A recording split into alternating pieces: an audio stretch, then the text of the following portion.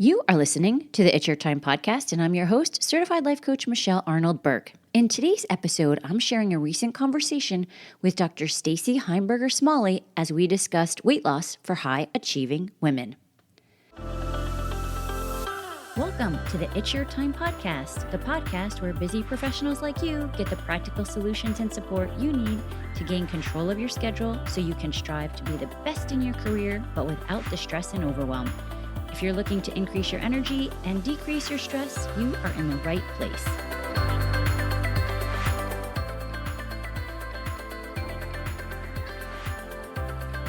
Hello.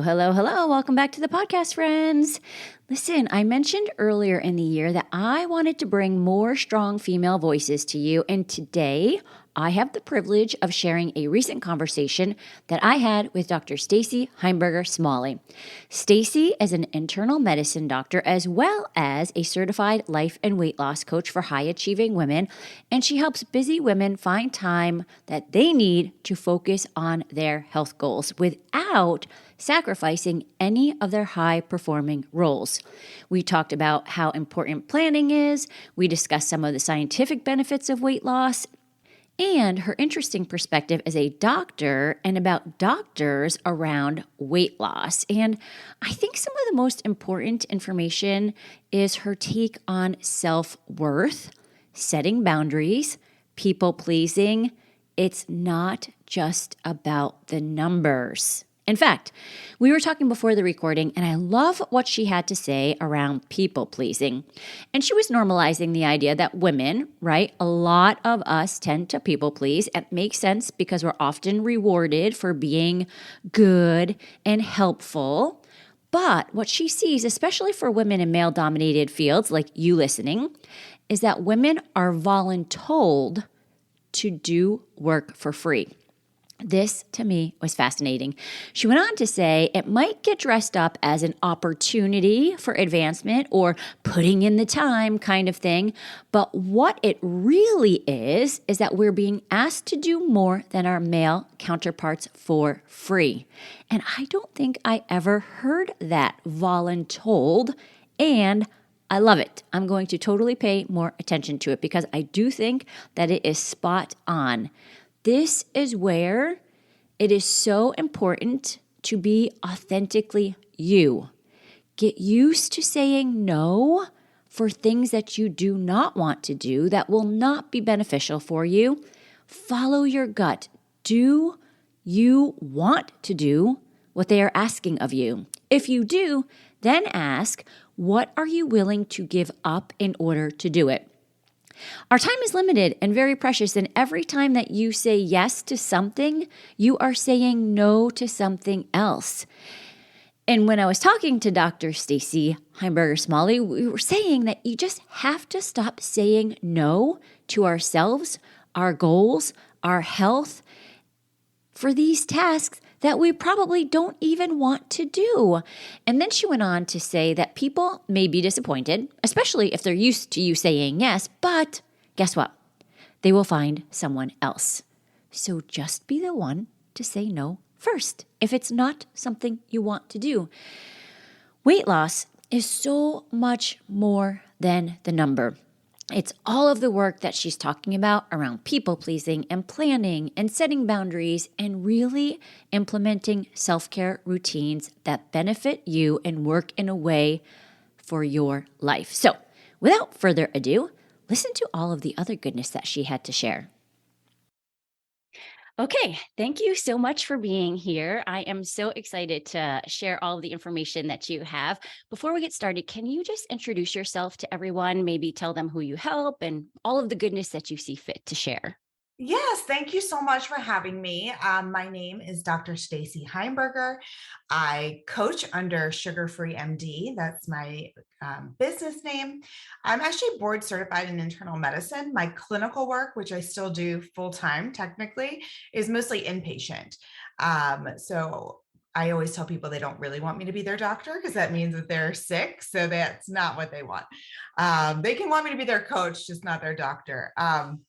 I came to life coaching after having my second son. I had my children a little bit late, 41 and 43. And at his first birthday, I was just so unhappy with my weight. I was so tired. And then I just had so many negative feelings about like, I wasn't being a good mom and I wasn't being a good friend and I wasn't being a good wife. And, I wasn't doing anything right because I just felt so tired all the time.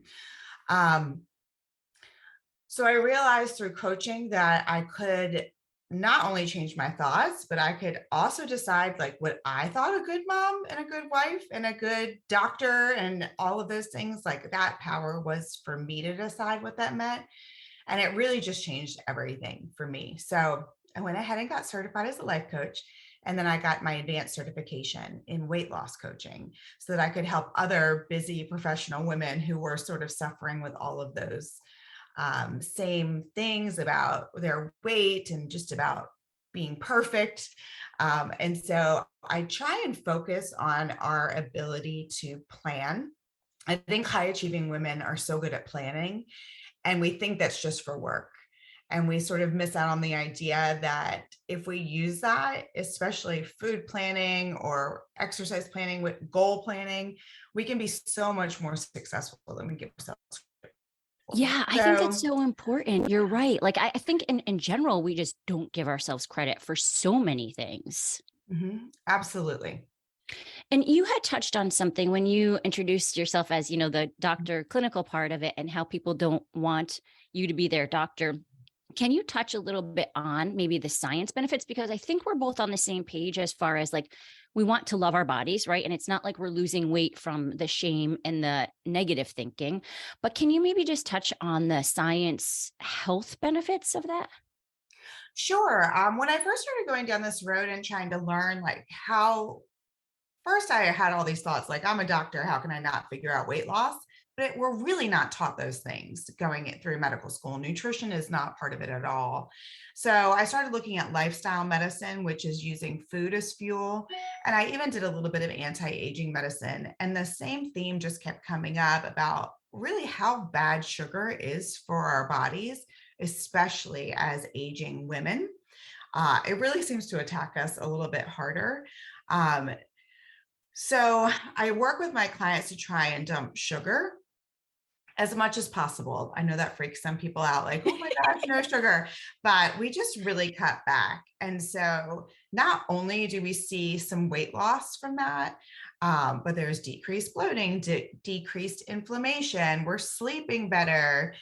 We don't have brain fog. My newest client said it's only been 4 days, and I feel like my brain is so much more alert. Like we're just Wow. like her brain was just slowed down on sugar every day.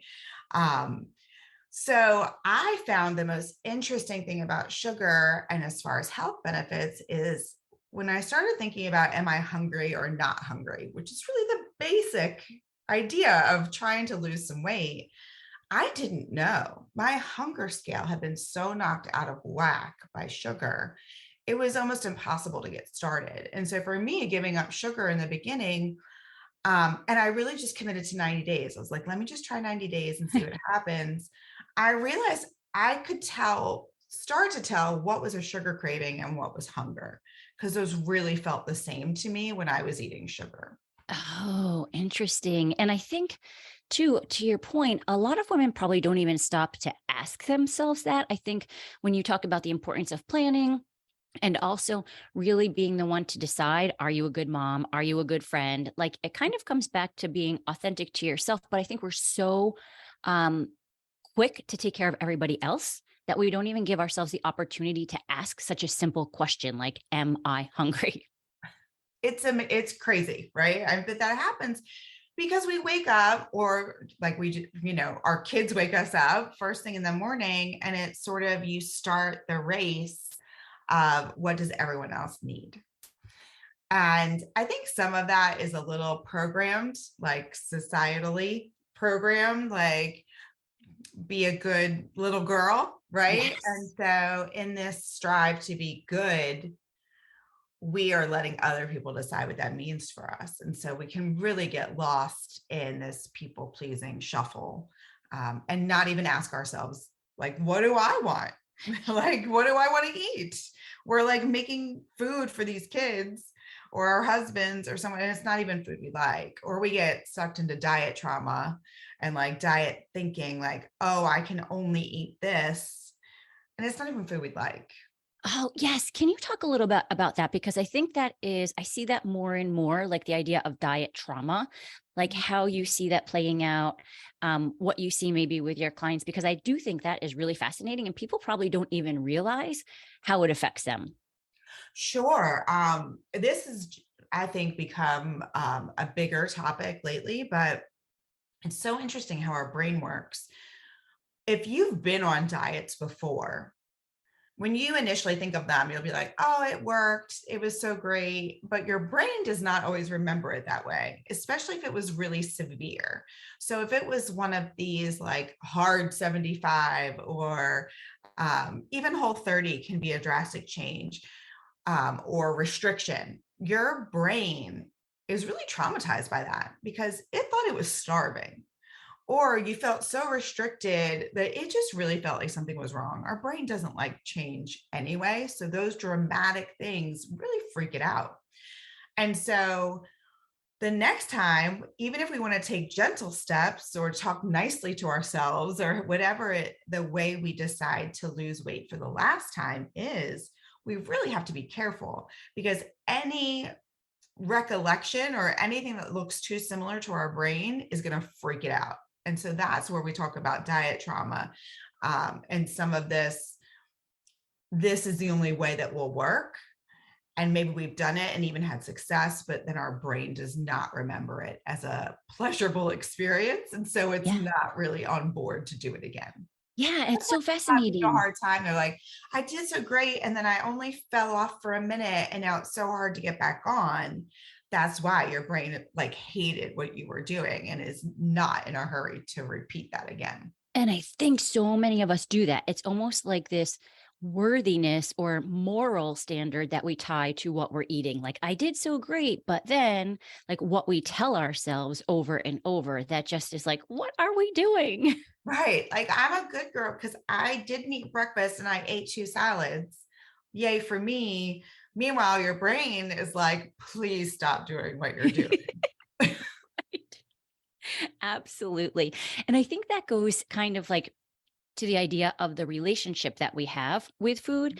And I recently had someone say to me, like, I'm really working on changing the relationship that I have with food.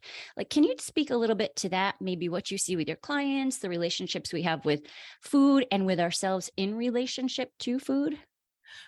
Yeah, that's a great question. It's interesting because I've really seen that play out with my boys a little bit. We I think as someone who has struggled with weight, I always have this idea like, well, maybe I got some of it from my family and like we want to blame it on our genetics a little bit. And I do think there's a genetic component. And the example that I'm seeing, I have a 6-year-old and a 4-year-old little boy. My 6-year-old is hungry all the time.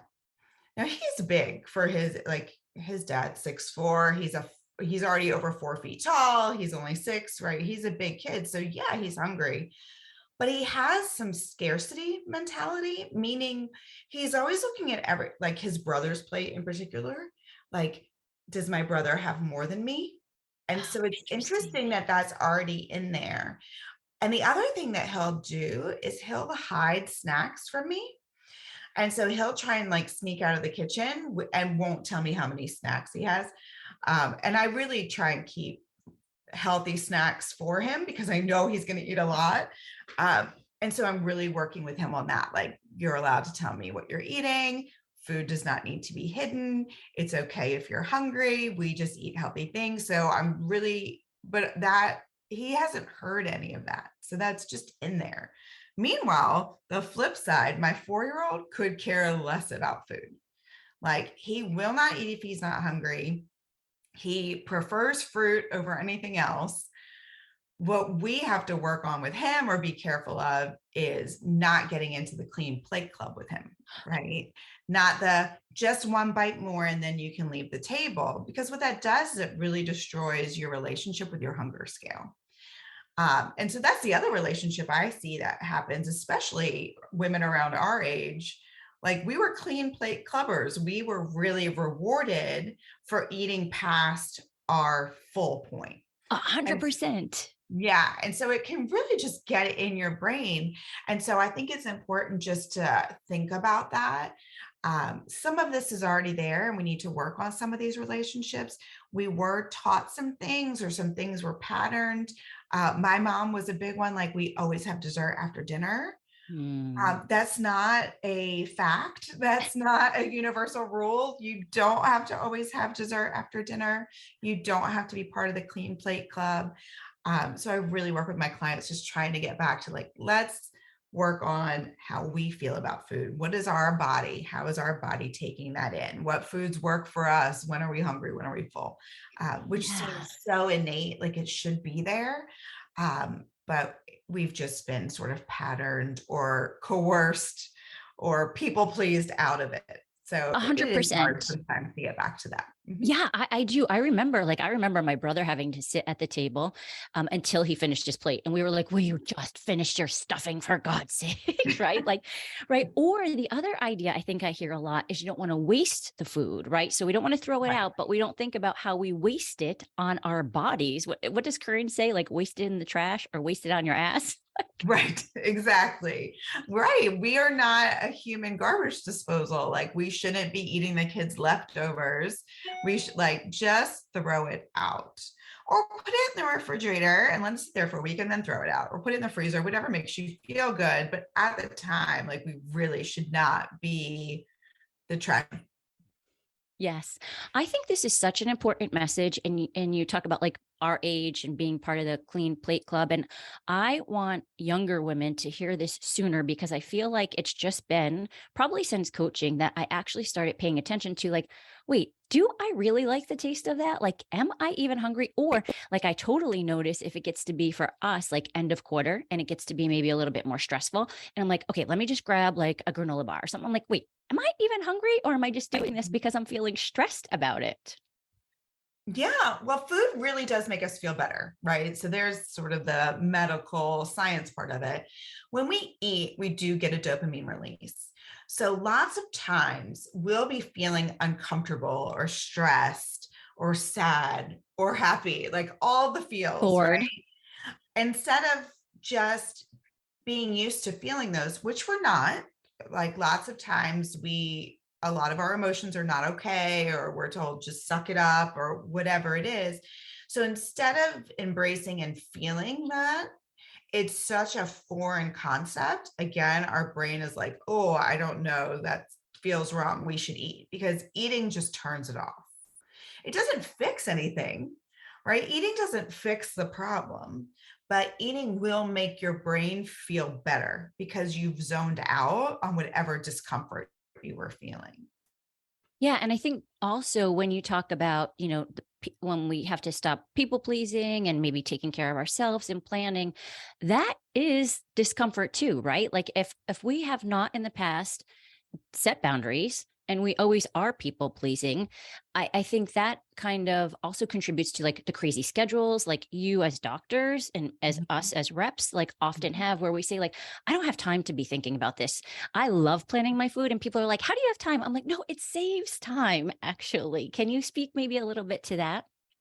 Yeah, again, I think planning is our superpower. Like high achieving women hear this, like that is your superpower. And it seems, again, our brain wants to make it seem so daunting, like it's going to take hours. Really, I plan dinners for the week for my family in less than 20 minutes. Like I set up a good base of like, these are good sugar-free meals that the family likes. I went over it with my husband. We came up with like 30 meals, and then it's just plug and play.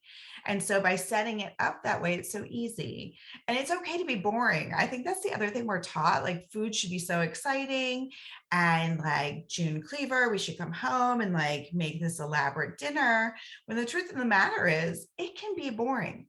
Like I live in Louisiana. We have red beans every single Monday. We do Taco Tuesday every single Tuesday. We have leftovers Wednesday or Thursday. We're very lucky. We have a country club, and on Wednesdays, they have babysitters there. So the kids all play and have their own food. So my husband and I can have a date night. So we do Oh, that that's great. twice a month. And so really, when you think about it, now I only have Friday, Saturday, and Sunday to really plan meals.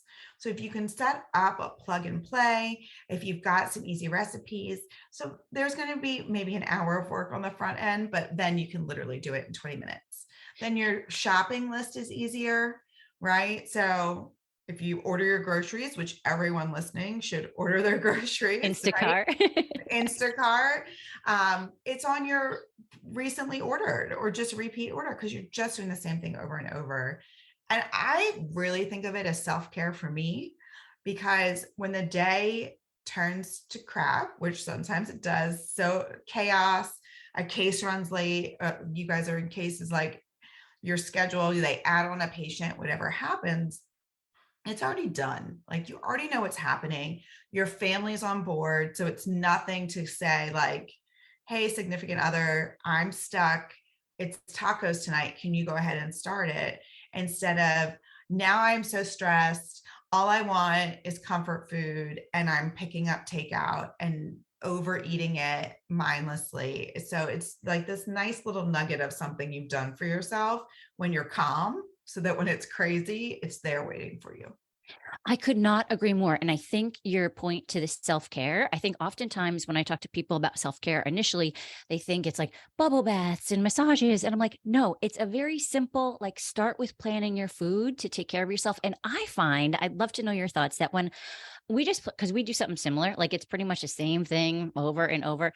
Mark may or may not love it, but I love it because it's not that conversation of what do you want for dinner? I don't know. What do you want? I don't know. What do you want? Like the brain power, once it's done, you can use that on so many other things in your life.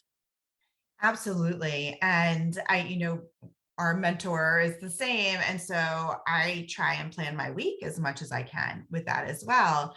And so it's sort of just opening your brain by not having a running to-do list or a what's for dinner in the back of your mind all day because you've planned it.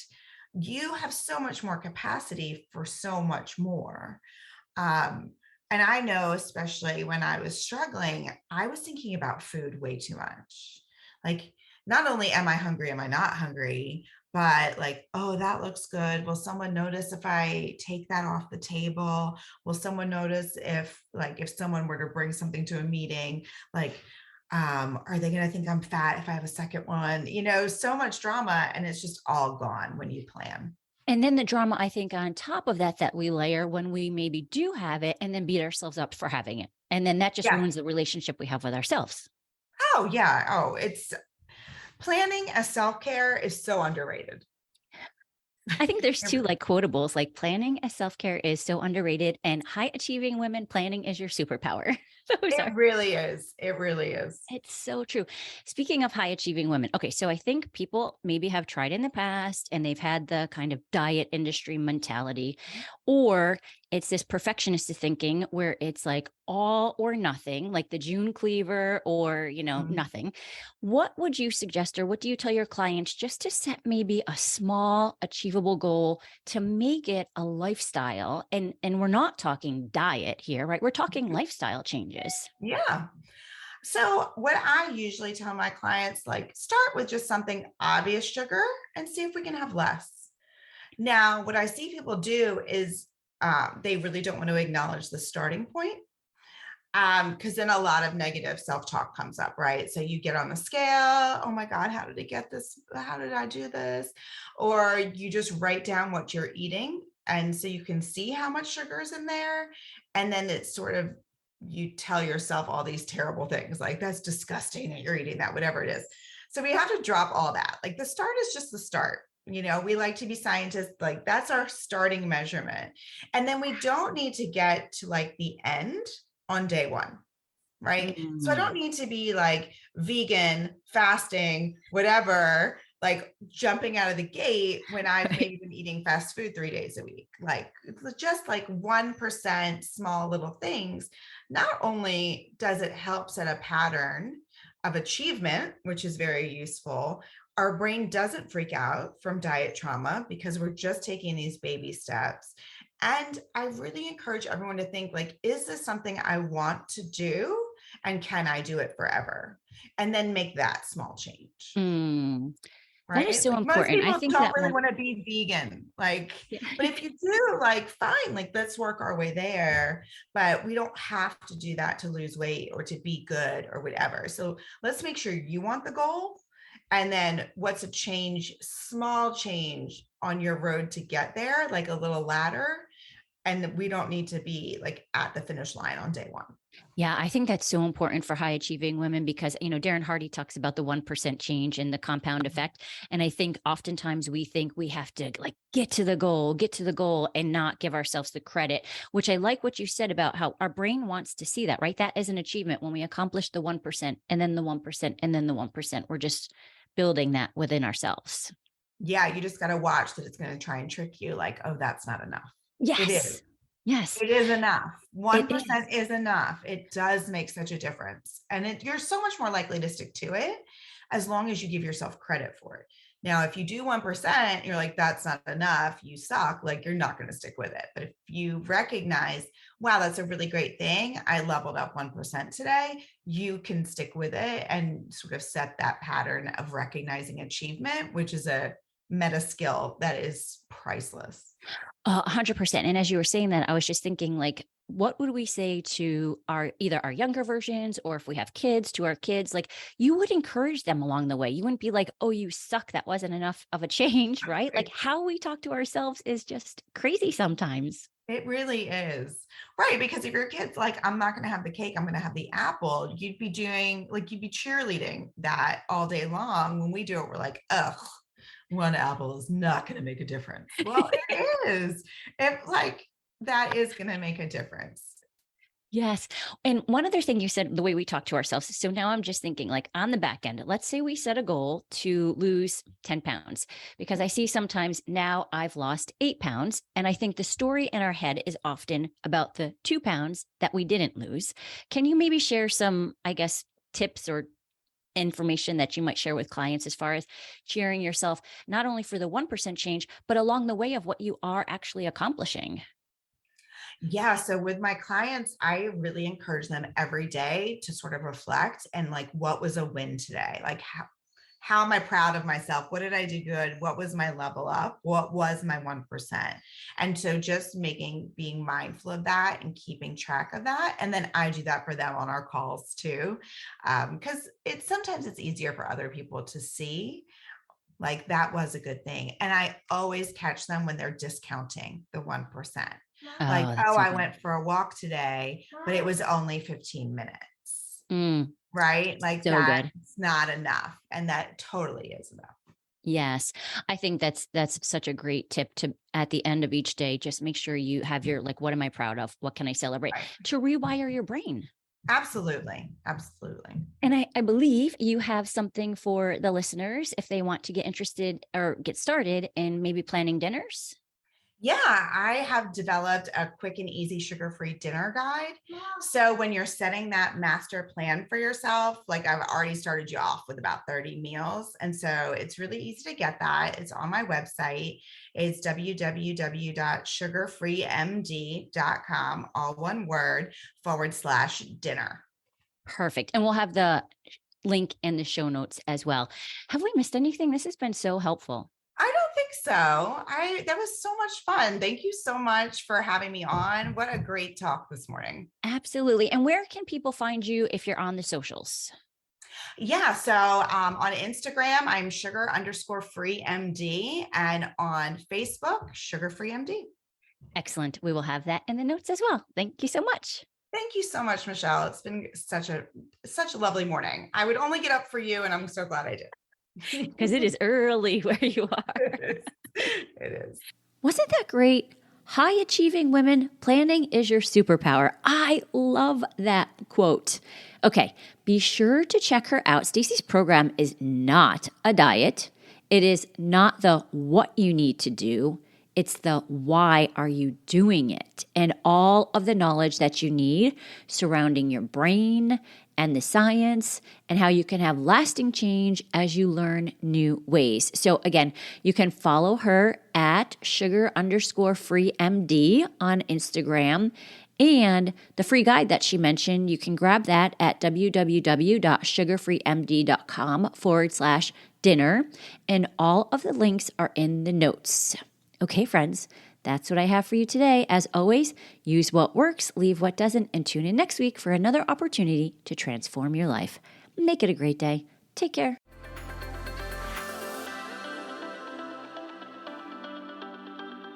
Did you know you can take this work to a deeper level with me one-on-one? Go to michelleburkecoaching.com and click on Get Started to begin.